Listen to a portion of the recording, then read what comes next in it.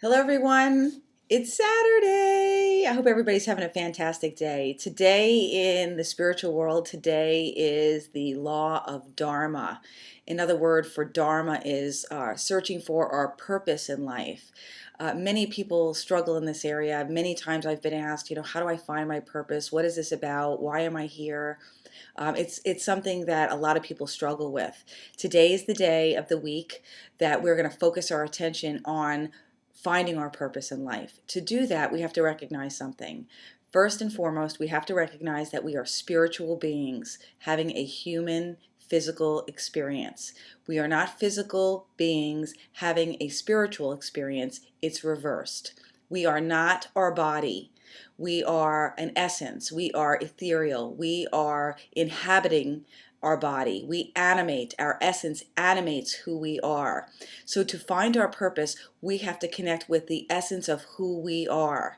And to do that, we have to do a little bit of work. I know that I began my spiritual journey when I was 30 years old. That was a big turning point for me. Because basically, while I looked really great on paper, and anybody that was looking from the outside would say, wow, what an accomplished young lady. For me, I had tremendous accomplishments by the time I was 30, and I wasn't exactly lit up on the inside. I felt like something was missing in my life, and 30 was a turning point for me. I began to look at myself and try to figure out who I was, because up until that point, I felt like I was a product of what everybody else wanted me to be. I felt like when I was having conversations with people, I was always looking for the right answer. What is it that they wanted to hear? I was more concerned with what other people thought of me. And I wanted other people to like me. And that is something that had to change. And 30 was the time that it changed for me. I began the process by looking at myself and saying, where do I stand? Because I knew that, like, when I was having interactions with people, it was exhausting. It's hard to try to get the right answer all the time, to try to please everybody else around us. That's not what this physical experience is about. Our physical experience here on earth is about figuring out who we are on the inside. What is our essence about? And then being the fullest expression of that essence. It's not about becoming what other people think we should become. It's about honoring who we are. And that is huge. That is absolutely huge. So for me, what I started to do was ask myself the tough questions. I started to just look at the current events in the news and sometimes controversial issues. And rather than listen to what other people were thinking or what their thoughts were about that, I would sit down and think about what I thought about that. And what I realized was, as I began to do that more and more, I felt like I was beginning to know who I was. And it wasn't about getting the right answer. It's not about what other people think the right answer is. It's what we think the right answer is. And when we sit down and we have the opportunity to ponder that information, we will be speaking to our essence, our soul, some people call it, who we are on the inside, and we will get those answers. And then when we're honoring who we are, it doesn't matter what other people think. Because the truth is, we've taken the time to think about how we feel about certain things, and we feel more centered, more grounded in that process. So that's what we're going to spend our time doing today. We're going to sit down and think about our unique talents. We're going to sit down and commit those and write those down on paper. So if you remember on Thursday with the law of desire and intention, we basically wrote down the things that we wanted to bring about in our life. Now we're going to go a little bit deeper and ask ourselves what our special talents are, what our unique gifts are. Because I have to share with you that every single person that is here having this physical experience is here for a very, very specific reason. We all have unique gifts and talents that only we can do the way that we do them. It's always best to be the first-rate version of ourselves than a second-rate version of somebody else. And so that's the work we want to do today. So as we sit down and we think about our unique talents, we want to figure out how we can leverage them. When I was at the Deepak Chopra retreat, the seduction of spirit, he shared with us 3 soul questions. Those questions were asking ourselves who we are, what is it that we want, and how do we best serve humanity? Life is all about service. It's all about what we can give to other people. And as a result of that, just like cause and effect, when we give to other people, we receive benefits from that. The fruit comes from that. So that's where we want to be focusing our attention.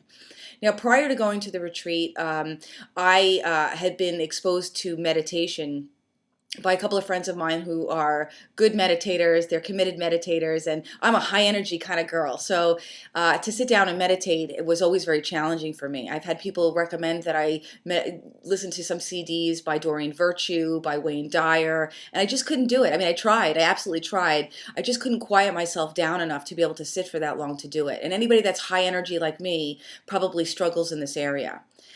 Fortunately, another girlfriend sent me an email link for a 21-day meditation challenge that the Chopra Center was offering. It was free and it was online, and said, try this. So I started to try it, and it blew me away. The first couple of meditations, I actually was able to sit there for the length of time. It was a guided meditation. So the information that I was listening to as I sat there quietly was very, very helpful. And there were times that I finished the meditation challenge for that day, and I wanted to sit longer. So it was a phenomenal experience. And I wound up repeating the 21 days at least 5 times before I went to the retreat that I participated in July. And what I mean by that is 21 days, finished it, started it again, finished it, started it again, finished it, started it again. And I have to tell you that I began to recognize that when I didn't do it, I wasn't as grounded, I wasn't as centered, I wasn't as calm. I found myself more edgy. I learned from practicing meditation that the dynamics of life, the energy that we're surrounded by, the demands, the obligations, everything that we have to experience in our life can be taxing. It can be stressful from time to time. And sometimes it's too much. What meditation does for us is it brings us to stillness. For me, I would equate it to pushing all of this other external stimuli away, moving it away so that I have space in between me and the world. And that is what I would equate it to. Because if you think about the old saying that you can't see the forest through the trees, when we are entrenched in what we're doing and the activities that we're doing, and they're coming at us like rapid fire, we're so close to it, we can't have a broader perspective. For me, meditation I was able to push all of those stimuli away so that I created more personal space for myself, so that this way, when things were happening, they weren't happening right on top of me. There was this space in between me and the event where I was able to kind of step back and look at the event or the circumstance or whatever it might be from a distance, so that I could make an informed decision, so that I could become more grounded, so I could respond accordingly. That's what meditation brings. So I would encourage you to at least give that a try. I know the Chopra Center right now has another 21-day meditation challenge in process. It's free. I am not actually participating in this one because as a result of going to the retreat, I have established a new meditation practice, which is not a guided meditation practice. And yet for new meditators, I would strongly encourage you to participate in this process. I think they're on day 13 right now. I believe that you can go back 10 days. So if you started it today, you would start on day 3, and that's okay. Just start. Start somewhere and begin to incorporate this practice and see how it works for you. If it doesn't work for you, then don't do it. I'm going to tell you that while we do make the attempt to do that, we will see the benefit from it. At least I have. And I'm really not unique. And if I'm high energy and I can do it, I think that anybody could give it a try. So give that some thought. And I think you can go to DeepakChopra.com, Google it, you'll find it. If you're interested in the 21-day meditation challenge that I participated in, it was called the Mind Body Odyssey, and that was amazing. That was an absolutely amazing set of meditations. That was excellent to get your feet wet with meditation. Another way to kind of quiet the mind and quiet the body so that we could speak to, or at least just get to stillness, is participating in yoga. Yoga for me was a great way to start. I started doing yoga, I don't even know how many years ago. It certainly works with my talents, formerly a gymnast, with all the flexibility and the stretching that I had to do. Yoga, it was an activity for me that I could just focus on my breathing, focus on what I was doing in the moment. It's actually, most people consider yoga a moving meditation. And the beautiful thing about yoga is it's all about you. It's not about what your neighbor next to you is doing. It's about what you can do. It's about the flexibility of your body. It's about moving the energy within you. And that is an excellent way to start getting to stillness, getting yourself to be centered, and giving yourself some space from all of the dynamics that are happening around us. So those are two good things that we can incorporate into our life that will help us get to stillness. And there's another way, if either of those don't work for you, you could try to just go sit outside and just close your eyes and focus on your breathing. Even if it's only for 5 or 10 minutes, it's a great start. We want to focus on our breathing so that we're shutting out all of the other thoughts. Now, one thing you have to know as a new meditator, if you're looking for your purpose, you have to get to stillness to do that. As a new meditator, you're going to start to realize how many thoughts we actually have. Because as we're sitting there and we have our eyes closed and we're focusing on our breathing, what's going to happen is thoughts are going to be crossing our mind. They're going to keep going back and forth. And what we're going to realize is every now and then it's going to be like a kite. We're going to have one and it's going to take us way into a thought process. And then suddenly you're going to realize, oh my goodness, I'm supposed to be focusing on my breathing. That's fine. Just go back to your breathing and go back to the practice. That's exactly what meditation is. Meditation is not about getting all the answers while we're in stillness. Meditation is all about practicing the discipline of creating stillness so that the rest of the day we have enough groundedness and strength and centeredness to be able to accept information in, and we'll be able to process it a little bit more clearly. So that's kind of what it's about.